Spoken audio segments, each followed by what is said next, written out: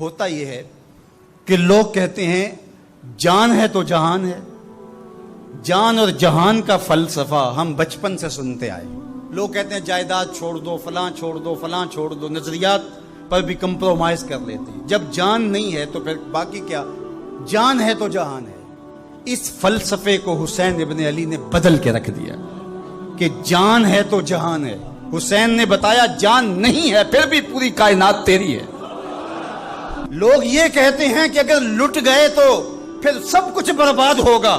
حسین نے یہ فلسفہ دیا لٹ کے ہی تو آباد ہوا جاتا ہے. یزید سب کچھ بچا کے بھی نہ بچ سکا، حسین سب کچھ کٹا کے بھی زندہ ہو جاوید رہا.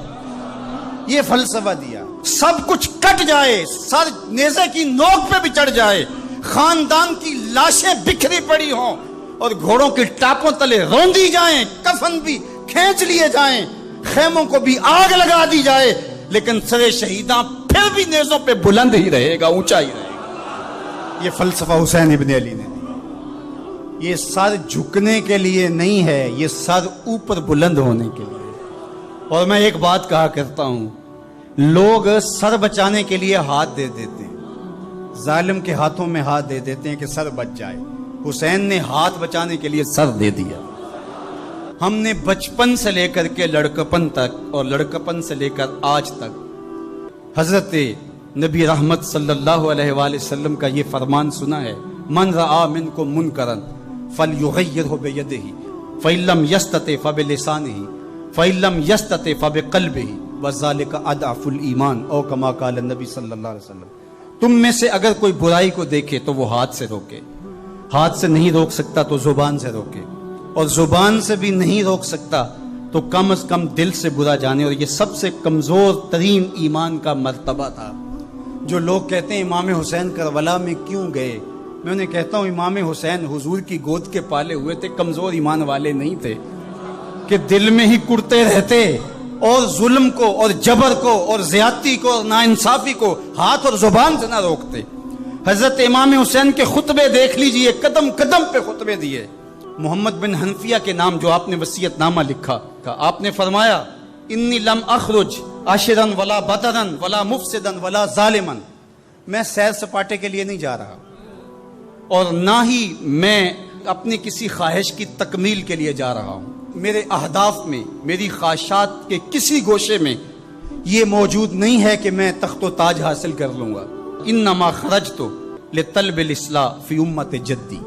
میں اپنے دادا کی امت کی اصلاح کے لیے جا رہا ہوں. اريد ان آمر بالمعروف وانہا عن المنکر. میں امر بالمعروف اور نہی عن المنکر کے جذبوں سے مالا مال ہو کے میں اس سفر کو اختیار کر رہا ہوں. جب شریعت کا مذاق اڑایا جا رہا ہے، شریعت کی شکل بدلی جا رہی ہے، خلافت کا رشتہ قرآن سے ٹوٹ گیا ہے اور ایک نئی صورت دین کو دی جا رہی ہے، اور جو اس سانچے میں ڈھل کے دین نکلے گا وہ محمد عربی کا دین نہیں ہوگا جو طائف کے بازاروں سے لے کے مکے کی گلیوں تک، احد سے لے کر غزوہ حنین تک حضور نے خود اور اپنے اصحاب کو تکلیف میں ڈال کے جو دین دیا، جو امت تشکیل دی.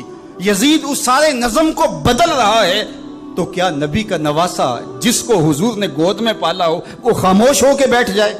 کہا حسین ایسا نہیں ہونے دے گا، اور اس کی جو بھی قیمت ادا کرنا پڑی حسین وہ قیمت ادا کرے گا. اور پھر اس کی قیمت چھوٹی نہیں تھی جو ادا کرنا پڑی. اگر حضرت امام حسین رضی اللہ تعالیٰ عنہ اس وقت کربلا کے تپتے ہوئے ریگزار میں، اس میدان حق و باطل میں اپنی قربانی پیش کر کے جبر کا راستہ نہ روکتے تو یہ بات اچھی طرح سے ذہن نشین کر لیجئے، اسلام کی یہ شکل جو آپ کو دکھائی دے رہی ہے یہ موجود ہی نہ ہوتی. دنیا کے اوپر کتنی تہذیبیں، کتنی ملتیں اور کتنی اقوام، جب ان کے اندر تغیر آیا تو وہ اپنی اصل صورتی چیزیں کھو بیٹھی. دنیا کے اوپر کتنے مذاہب، یہودیت کی شکل دیکھ لیجئے، کیا یہ وہی صورت ہے جو حضرت موسیٰ لے کر آئے؟ عیسائیت کی شکل دیکھ لیجئے، کیا یہ وہی صورت ہے جو حضرت عیسیٰ لے کر کے آئے؟ ابھی کچھ دن ہی نہیں گزرے تھے تو حواریوں کے بعد جو ہوا اور جس طرح سے دین عیسیٰ کا حلیہ بگاڑ کے رکھ دیا گیا، جس طرح موسوی دین کی شکل تبدیل کر کے رکھ دی گئی، تو کیا دین محمدی کی شکل باقی رہ جاتی؟ جب یوں دین کی صورت اور شکل کو بدلنے والے میدان میں آپ موجود ہوئے تھے، لیکن باقی ادیان، باقی تہذیبیں، باقی ملل، باقی قومیں، ان کی شکل اس لیے تبدیل ہو گئی کہ اس شکل کو بچانے والا کوئی حسین وہاں نہیں تھا، اور یہاں اس دین کی اصل صورت اور شکل اس لیے موجود رہی کہ اس دین کو بچانے والا حسین ابن علی موجود تھا۔ مسٹر گوکھلے نے کہا تھا کہ اگر حسین ابن علی رضی اللہ تعالی عنہ نہ کھڑے ہوتے تو اسلام یا تو مٹ ہی جاتا، اور اگر موجود رہتا تو اس کی وہ شکل نہ ہوتی جو محمد بن عبداللہ لے کر آئے تھے،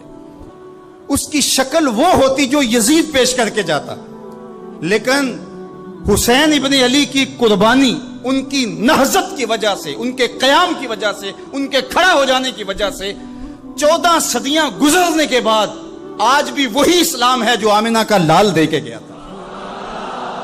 یہ حسین ابن علی کا کام ہے جو حسین نے کیا، اس لیے حضور نے ناز کیا حسین پر، کہا کہ حسین منی و انا من حسین، حسین مجھ سے ہے اور میں حسین سے ہوں۔ یہ مجھ سے ہے کہ میری بیٹی کا بیٹا ہے، میری نسل ہے، میرا نسب ہے، میں حسین سے ہوں، قیامت تک میرے دین کا جھنڈا جھولتا رہے گا، تو اس کی بنیادوں میں لہو حسین ابن علی کا۔